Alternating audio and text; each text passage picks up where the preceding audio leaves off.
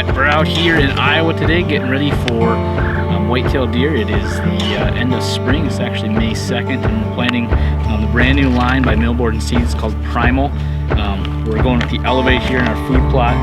A couple years ago we didn't have anything out here, so we came back in here and we re-tilled it up and everything, and there's actually some 6-foot high weeds, and got it all tilled up. This Elevate is just a blend of about 4 different kinds of clovers, and what this is designed to do is it's supposed to build up your soil during the summer months so that you can come in here in the fall when you want to build that kill plot. You have it well fertilized, well maintained. You don't really have to worry about getting in here and doing a lot of work to your plots. You can just get in here, maybe do a little tilling and get your fall kill plot above it. So this is the Primal mix, the Elevate. Everyone has a story. For us, it's no different. We are like-minded average guys with an above-average passion to go anywhere and try everything.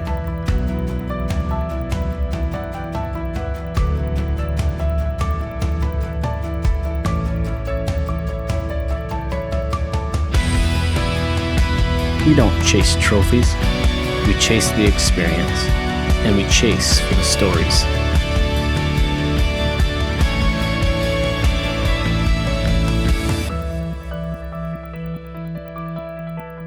These are our stories.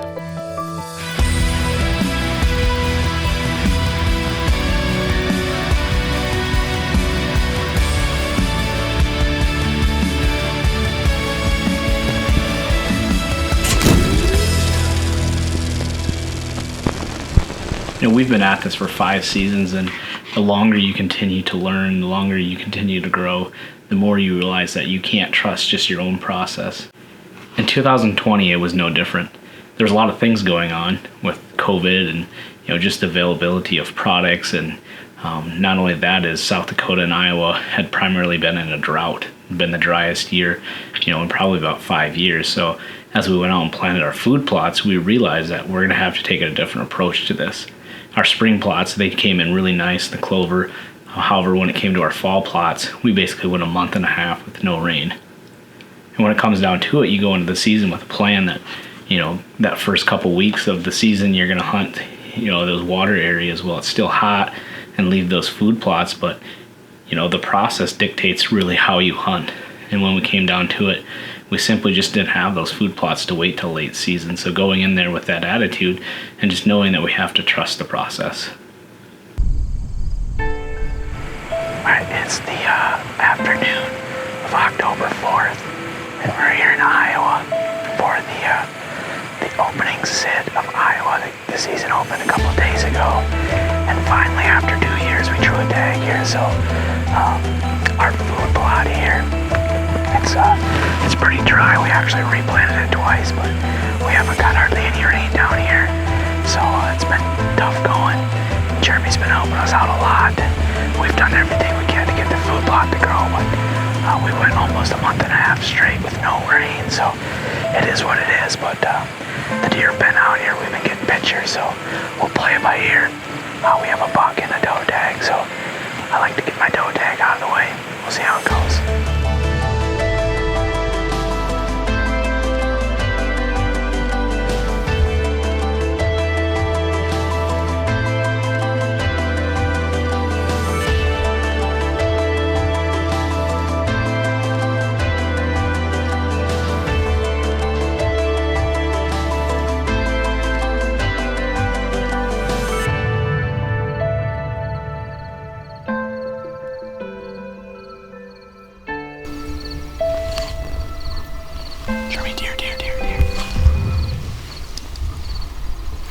That's a shooter.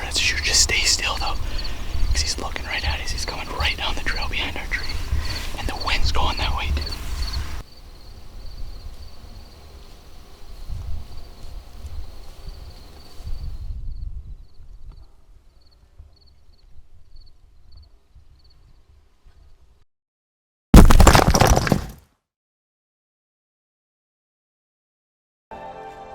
Don't miss a minute of the action.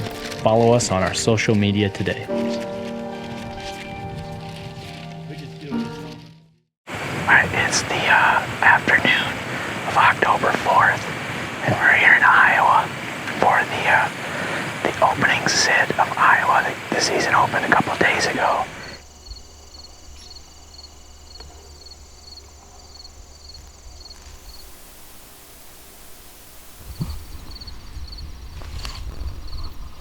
Jeremy, deer.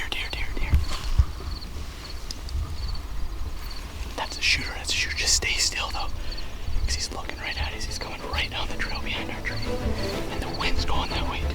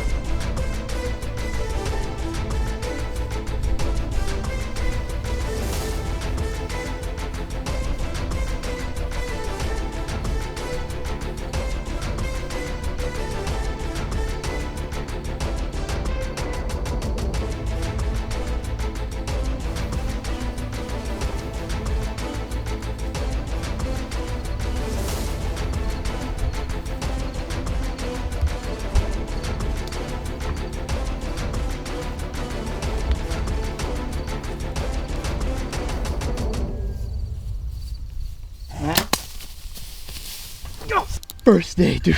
Just smoked a freaking Iowa giant. I can't believe that just happened. Oh, dude. Just smoked him.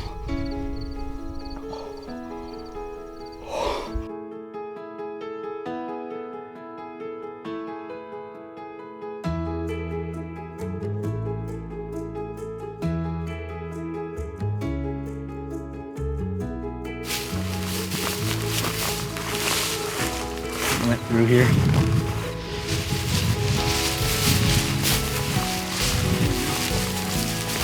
Oh, I see yours, buddy. Dude, he's massive. Oh, get a look at him. Oh, look at that mass. Oh, dude. Oh. Look at him. Just a toad. Oh, wow, what a opening deer season for Iowa. I just cannot believe this deer came on a beeline to us. He came right behind us, and he just kind of slipped in, and told Jeremy not to move a lot because I knew he was a shooter from when I first seen him. This is a great deer. We were kind of just really hoping for a doe today. So we still got a doe tag in our pocket, but yeah, just really for the deer we had on camera. I mean, we had a couple shooters, but this guy, I don't think we've had him at all. Looking at his mass, I mean, this is a great deer. So I guess Jeremy's my good luck charm. Actually, it's my good luck weekend because I went out antelope hunting today. Yesterday. I was supposed to be gone still today. Shot my antelope opening morning. Came out here quick, and man, just so thankful for this deer and Jeremy and his family just getting me on deer year after year down here. So kind of a redemption year. We're gonna get them out of here, get them cleaned up, and call up Tails for Tails and get our mount picked out. So still got a doe tag left, and we'll stick around for that.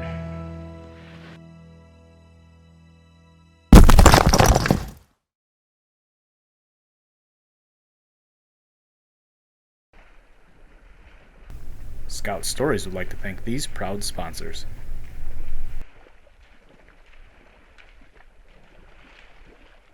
Do here today, cape a deer for a shoulder mount, and basically I tell people, pretend like he's an old man wearing pants, and you want to cut all the way around about 6 inches behind the back of the leg. So if you ever wanted to do like a pedestal mount or anything that required a lot of extra cape, there's no sense shorting yourself any cape, because what are you gonna do with that?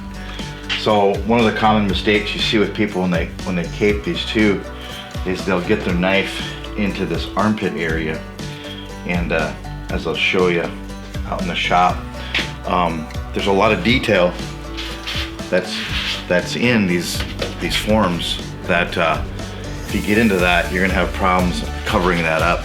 What I'm gonna do is I'm gonna run the knife up the back of the leg, and it's pretty easy to tell people if they have to do this in the field, or on their pickup truck, or I mean even if it's laying down, if it's an elk or something.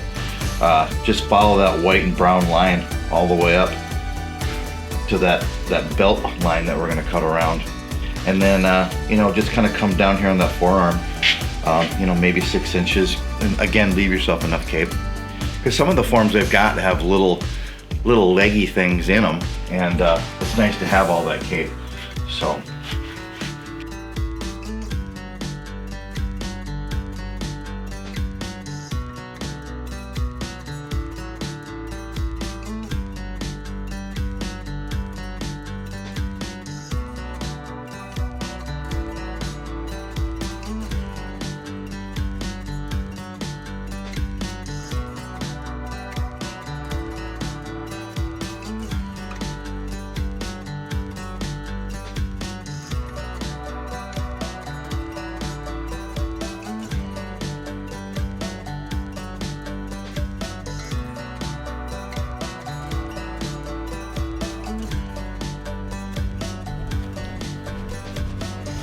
So I've got a couple different knives I'm using here. One is super sharp. It's a big number 60 Paranta blade, which is really nice because you can dispose of them. And then the other blade is a bigger regular steel knife.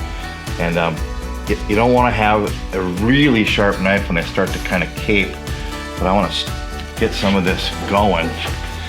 And then I'll come in with my other blade.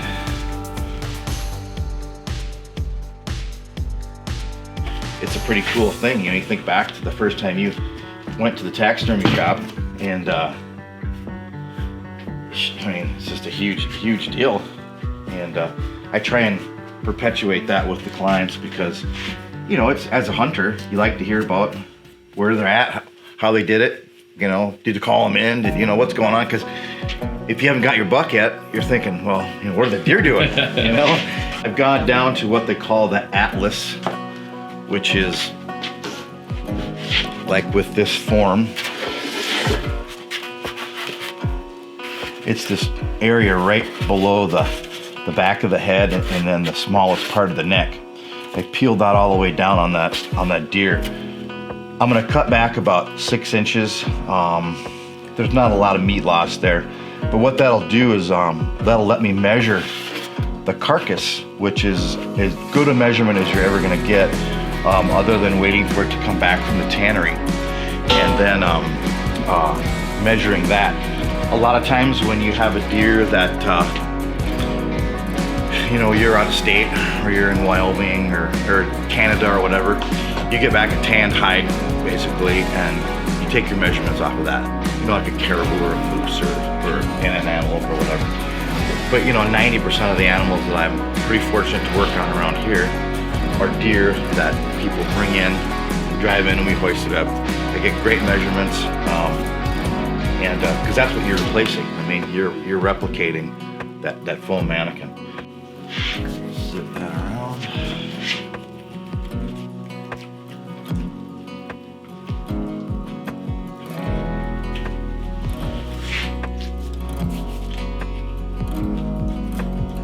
So if a guy is in the field, that's about what you'd want him to leave. If you can't, it's not the end of the world. And I can kind of see, but sometimes what happens with these deer is this will kind of pull back and relax, and it'll actually look like it's bigger than what it is.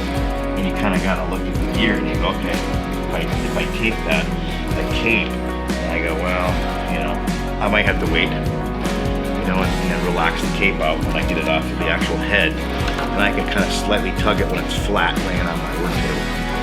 See, okay, no, that's just kind of an optical illusion. Is that neat?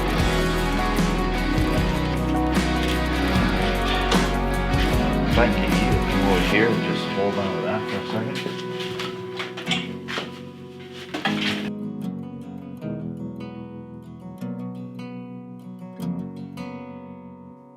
We take it off skin it off the body as we take it off the head, and we'll split the nose, turn the ears inside out, take all the muscle groups, the meat off of the hide. It's all nice and clean now. And then and let dry completely. What the salt is doing is it's killing any of the bacteria that could start and cause slippage in your hair. So we're gonna kill that bacteria. We're gonna take that moisture out. The moisture's gonna drain. It's gonna go into a sled. You know, they're not that juicy, but they do have some moisture.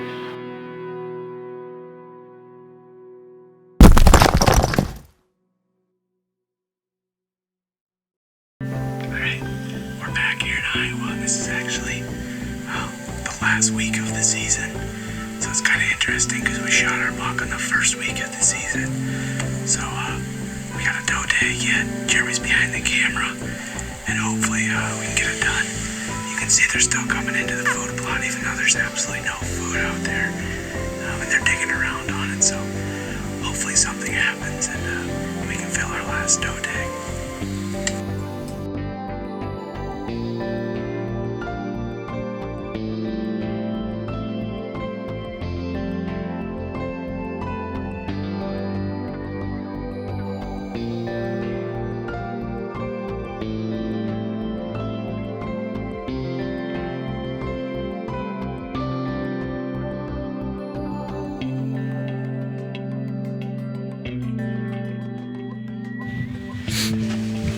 All right, well, we had a pretty crappy night, actually. Wasn't very good at all. Right at the end, right almost before we ran out of camera light, we spotted 3 deer about a quarter mile on the other side of the creek, but that was it. It's kind of weird because usually late season here, the deer kind of go between the 2 cornfields, but I don't know, that's hunting. Change of pattern, we did pull the camera. Just this late in the season, we got a week from today it closes, and I don't know if we'll get back out here or not, but just kind of see how the week goes, and if not, hey, we've got a monster buck down here. There's a month or 2 preparation where you brought your deer into the taxidermist, and he's got it skinned, and what's he doing with it? Well, you've got to split the hide, you got to salt it, you've got to let it dry out for about a month. You send it off to the tannery, and tanneries are like any other business. They may have it for 2 months, 6 months, 8 months. Well, if I don't get it back, let's say for 6 months, I've got 100 of these deer heads, and I only do them 1 a day. We've got the deer all put together like we want. We've combed him all out. We'll put a few more carding bits on his ears once we look them all over. But he'll sit like this now for a couple of weeks, and we'll babysit little areas in the eyes, like I can see a little part right there. We'll walk around and we'll comb him once in a while, find out little areas that we just, once we kind of get him up on the wall, and yeah, he'll sit here and dry, and then we'll take him down and we'll brush him out, and we'll retexture his nose like it is when he's alive. We'll take any shrunken areas, any missing skin, epoxy sculpt that back in, and then we'll airbrush him with several different colors, bring some of the fleshy areas out, paint inside the ears.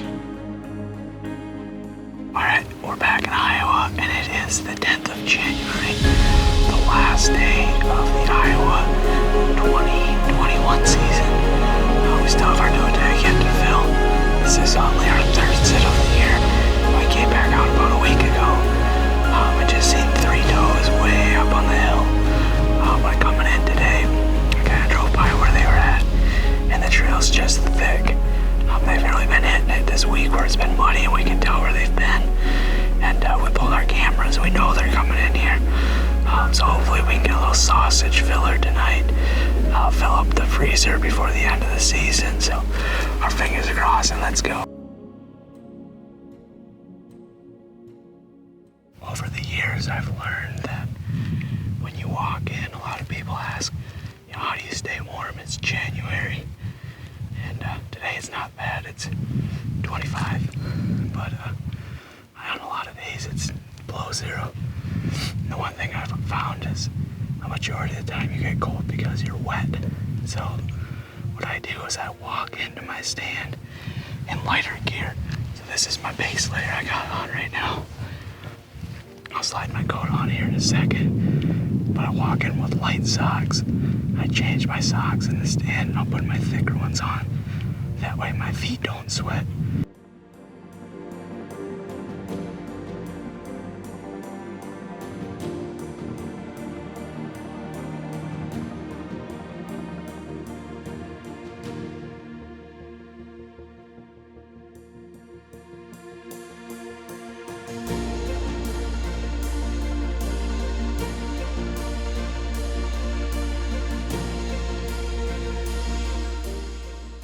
Well, we slow night again. Had a doe come in, and I don't know, she didn't like something, so kind of didn't come into the food plot area.